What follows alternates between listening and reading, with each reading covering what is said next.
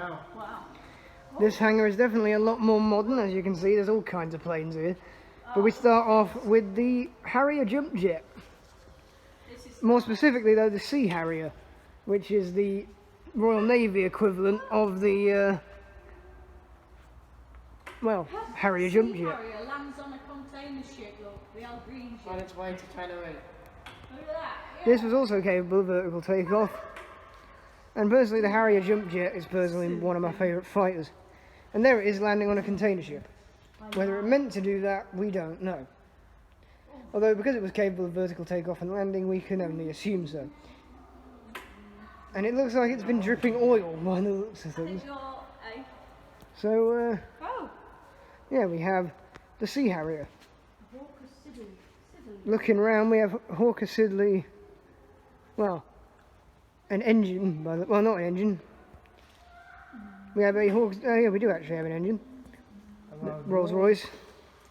It is a P1216. Obviously, it's just a.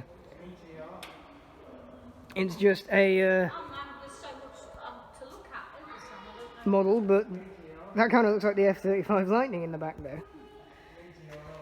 But it was a wind tunnel development model. So that's what all of them are. I told you this segment was going to be rambly, so bear with me. Gloucester Meteor number 2. I believe it's number 2. Yes, it is. Gloucester Meteor number 2. This is the FR9 model. Reconnaissance and fighter. I've already been over the Meteor in this video, so either way, here it is. On your Jetstream 41, which I'll talk about when we get over there. But anyway, we have the Meteor, the Vickers Varsity, transport aircraft underneath right now, and a model of a Canberra. This might as well be called the Canberra show because there's just so many Canberras. Is that a Canberra again? Yes, it is. It's a picture of a Canberra this time. We have an engine, a massive engine. I believe this might go in the Varsity here, but I could be wrong. It is the Rolls-Royce Conway. It goes in the Victor actually, this one, which is a V bomber. So this is actually for heavy planes. And we have the Vickers Varsity, which we'll get onto in a minute. And a chipmunk, finally, I found the chipmunk. Is it? Do you know what that So is? chipmunk, I'll tell you in a minute. Chipmunk is a training aircraft and can also be found at RAF Coningsby at the Battle of Britain Memorial Flight Museum. There's the Harrier. And according to Coaster Crazy, who's another YouTuber that does air museums, this is one of the most uncomfortable planes to actually fly. So there you go. More fighter planes now. We have the Gloucester Javelin over there, which didn't used to be over there. It used to actually be where the Harrier is, if you can believe that. There's the Chipmunk again. For some reason you can't see the Javelin, like, for some reason it's off limits, but there is the Javelin. It is a fighter aircraft, don't know much about it, but there it is. We have a Swedish fighter. We have the Saab Viggen. This one is a pure Swedish fighter, it's not like the other Saab, which was a combined Denmark-Sweden thing. It is a multi-role fighter, so it can act as escort and all that kind of stuff. And it can, well, it's powered by Volvo and can carry up to 6 missiles, which is a lot. We then have the Supermarine Swift, which is it's a reconnaissance aircraft and a fighter at the same time. And it can carry cannons. Well, it does carry a cannon for underwing stores, so it's under the wings. You can't really see it, but there is a cannon in there somewhere. And it's only powered by a single engine. So the Supermarine Swift from the 1950s there. Hawker Hunter, I think. However, we have a mini horse there, which is a mechanical handler. It's a pedestrian-controlled vehicle and a microlight, but it's not really a microlight, it's kind of like a mix between a microlight and a glider over there. There's the mini horse, and there's some information if you want to read it. Hawker Hunter, I believe this is. Yes, it is. This is also one of my favourite fighter aircraft, the Hawker Hunter, because it's just so streamlined. Look at that. Very cool.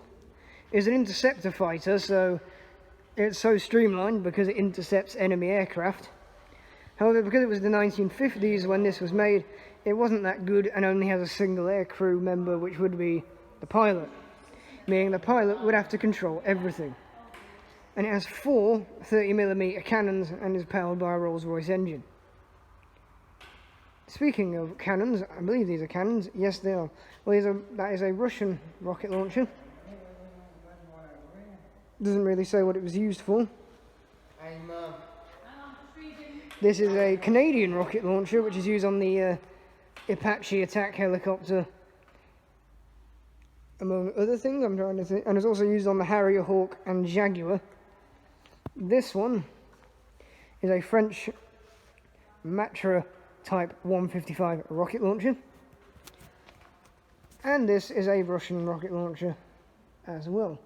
We also have an engine, the Rolls-Royce A1210, which fits inside the Lightning. And now we have a look at the other aircraft, which are over here. So if this is a Canberra, no, it's another Meteor, so Meteor number 3, but this is a different Meteor. Even though it looks more like a Canberra than a Meteor, but whatever. It is an NF-12 variant and is a night fighter. It's the night fighter variant of the Gloucester Meteor. 2 crewmen in this one, 4 20mm cannons. There's the engine that it would have. So not only have they got the aircraft, they've got the engine as well. And I've just seen over here these guns. We have a 30mm Browning machine gun fitted to the Gladiator, the Spitfire, the Hurricane and the Lancaster. The Spitfire Mustang B-17 and F-86 Sabre had number 2, which is a machine gun, is the normal Browning machine gun. The Hispano cannon was fitted to the Spitfire, Mosquito, Meteor and Vampire, which I haven't seen yet. And number 4 is just a massive Aiden gun, which fits inside the Hunter, the Swift, which is behind them, or behind it, the Harrier, the Hawk and the Jaguar. And look at the size of it. Then you have the Jaguar ammunition container. Wow. Why have 1 jet provost when you can have 2? Well, you have the Gnat T Mark 1 trainer to familiarise pilots with the cockpit layout of the Gnat T1 aircraft. I've probably butchered that. But we have the jet provost. We have nose and full aircraft. We'll have a look at the full aircraft because it's basically the same thing. It's a basic jet trainer, and again, it was a well, it could be switched out actually. 2 machine guns could be put onto it apparently. Well, I had the provisions for 2 machine guns in the fuselage. So basically, it's a generic trainer that could be used for fighter training as well. As you can see, it's not the prettiest looking aircraft in the world, but when you're training up and coming pilots, you don't really care about that kind of stuff.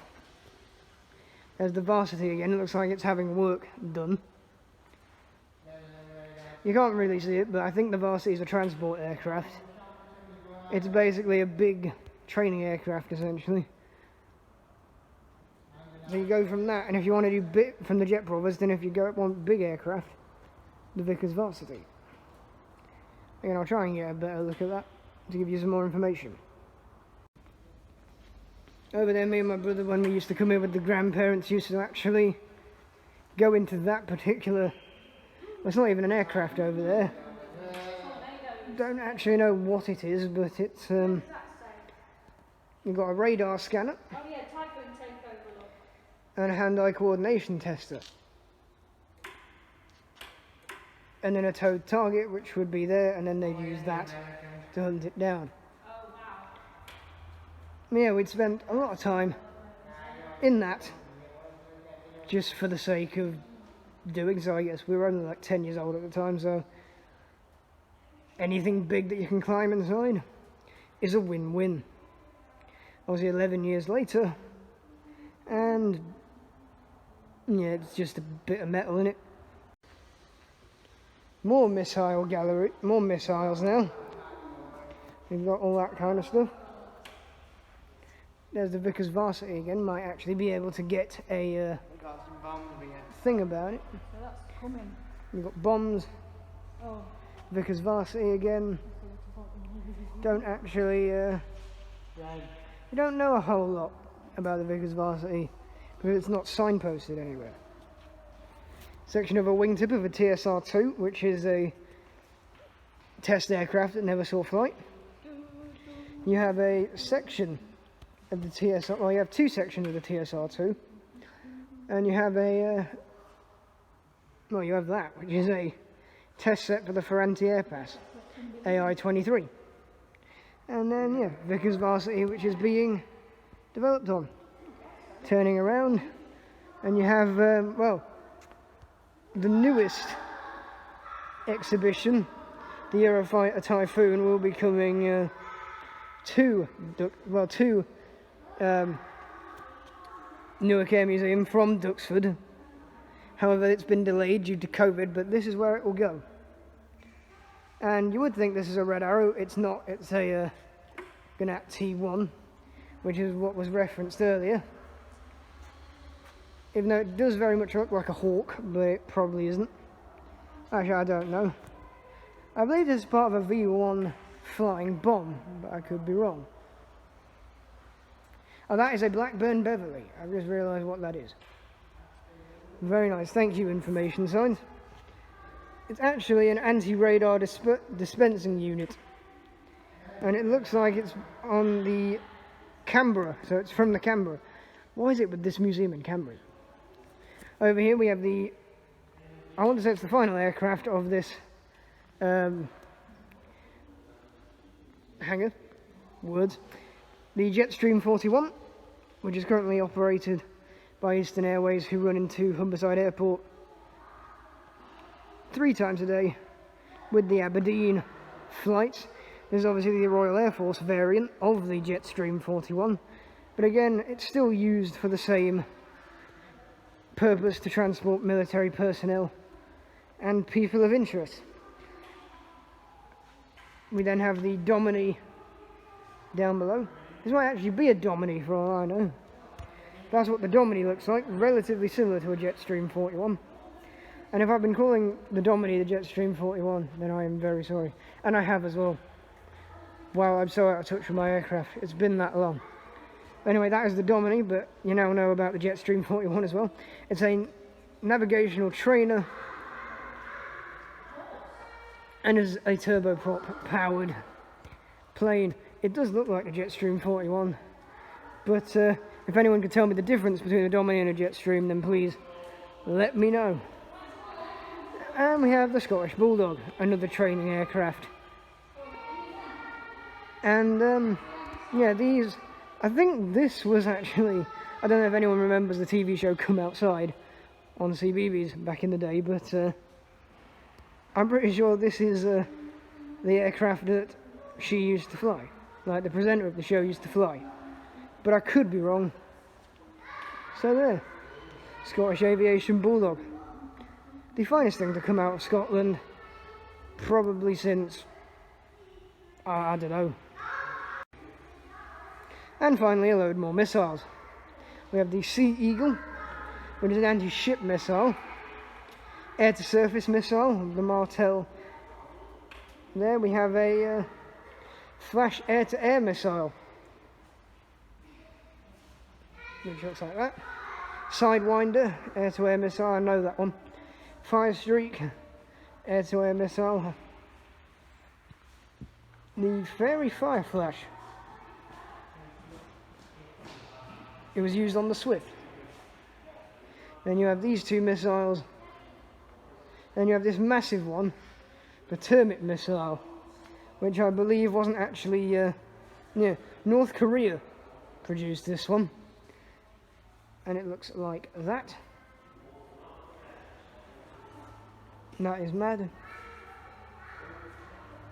And it was also developed by the Soviet Union as well.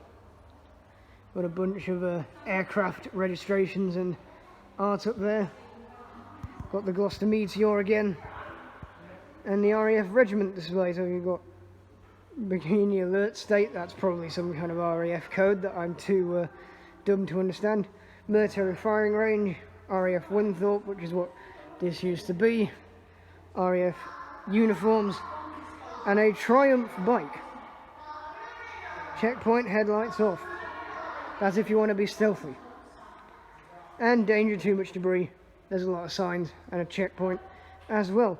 So we have a few more aircraft to look at outside, and then we will be finished. There's also some parachutes over there. On the way out, we found a bomb disposal memorial from Afghanistan and Iraq. And the Balkans as well, because why not? And look, they look like this. And then we have a booby trap scenario from Bosnia. Probably a Cold War thing. And now we have the final 5 aircraft, I believe. So let's see what we can see. Back outside to look at the final exhibits. We have this other Canberra, if you can believe that. It's a modified Canberra, actually. Built in Preston. And I believe it's going to be used for training, but it was repaired in 1985 when it came to the museum. And as you can see, if you can read that, it's been through the walls a little bit. Right in line a bit. It was also used for ice ingestion trials flying ahead of aircraft such as the Hercules, Nimrod, and even Concorde, which is probably why it's here. Flown from Concorde. That is crazy. As you can see, it looks a bit different compared to the other cameras we've seen. It's kind of got a mix of both variants, or all 3 variants that we've seen. And now we have the final.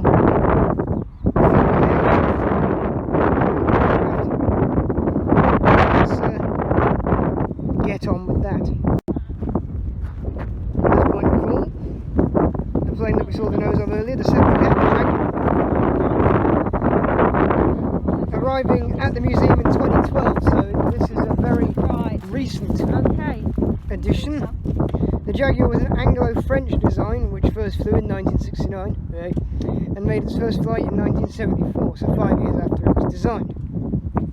It was delivered to 54 Squadron at Cottis Hall. In 1985 it was transferred and upgraded to the T2A status, which is the variant you see here. Came here in 2012. The aircraft was reassigned to 16 Squadron and then to 54 Squadron in the same year, so again it's been about. It left Squadron service in 1999 to go to Dira, don't know what that is, at Boscombe Down, and then into store at RAF Shawbury in 2001. It was bought by Everett's of Sproughton, I believe that's how you say it, who moved it to their premises, and it was from there the museum acquired the aircraft in 2012 and transported it to Winthorpe. East Midlands Aeroport also recently got their hands on one of these. However, they struggled because that is about as small as something else, or something small. And then we've got that as well. Don't know what they are because it's not signposted, but that is your Jaguar, as you can see. Very interesting. There's even a helicopter landing area right here, which is where the Chinooks and Ambicopter actually land when they come and visit, because they do that sometimes. So that is that one. Up next, the English Electric Lightning. Now this was the first all-British built fighter, and it could actually fly at the speed of sound. This particular example was but it was based at RAF Binbrook in Lincolnshire near Grantham, and was also transferred to Coningsby during its time. Unlike most Lightnings, which have a silvery paint scheme designed to deflect nuclear blasts, this particular aircraft goes with the more traditional RAF camo livery. Let's go and see the information of this Lightning.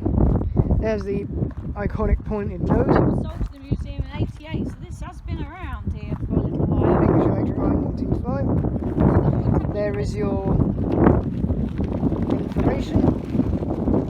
After being used for spares recovery, it was sold to the museum in 1988, and it took part in a flypast to RAF Binbrook the year earlier. We move on to another, I believe this might be an older version, of the Hawker Hunter, which, let's just say, that just looks, that is sad, that is sad looking. So, the Hunter, what do we know about the Hunter? It's got 2 registration numbers. It made its first flight in 1958. It was delivered to the museum in 2017. I mean, you could have looked after it a bit better, but you know. Depends where they are. It was at RAF Lossiemouth where it was struck off, charged in 1983, and it was converted for the Royal Saudi Air Force. So this might actually be a Saudi Arabian Hawker Hunter, even though it's got RAF things on it. But this has been to Saudi Arabia. Very cool. And then finally, we have the Ogsworth I don't actually know how to say this, I'll have a look, but it's another meteor basically, because for some reason there's just meteors everywhere.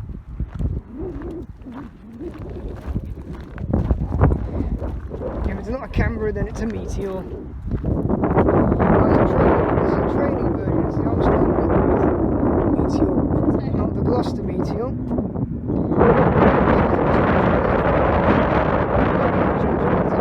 Gate guard.